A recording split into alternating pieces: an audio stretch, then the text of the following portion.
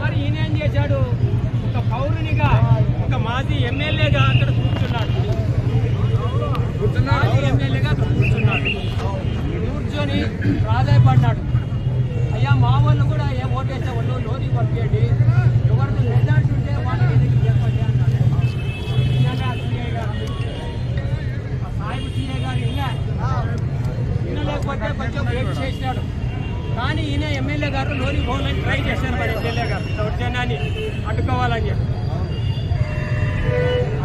ఎన్నిక చెప్తే ఆ సిఐ గారు, మరి ఎమ్మెల్యే గారు తెలుసో లేదో స్టేట్లో అంతా తెలుసు మన సీనియర్ ఎమ్మెల్యే గారు, మన జిల్లాలోనే మన ఎమ్మెల్యే గారు అంటే గౌరవం. అవునా కాదా? అలాంటి ఎమ్మెల్యేని పట్టుకొని ఏరా అంటావా? ఎంత ధైర్యమయ్యా నీవు, ఎంత వచ్చాడు నీవు. ఈరోజు ఇక్కడ నిన్న చెన్నకేశ్వరరెడ్డి గారిని సిఐ అనలాని మాటలని గౌరవపరిచిన సందర్భంగా ఈరోజు మా కార్యకర్తలంతా ఈరోజు ధర్నాలో పాల్గొనడం జరిగింది. అయ్యా, ఎలక్షన్ అన్నాక సామరస్యంగా జరగాలి. గత 5 సంవత్సరాల్లో చెన్నకేశ్వరరెడ్డి గారు రాజ్యం వెళ్ళినప్పుడు ఎవరిని తెలుగుదేశం వాళ్ళని ఏ విధంగా ఏ ఎలక్షన్లు కూడా అడ్డుకోలేదు.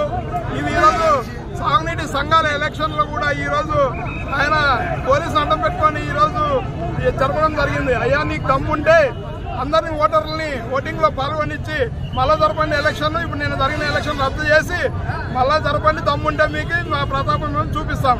ఈ రోజు ఆ సిఐ ఎవరైతే సిఐ ఇబ్రాహిం గారు చెన్నకేశ్వరరెడ్డి గారికి క్షమాపణ చెప్పాలని మేము డిమాండ్ చేస్తున్నాం.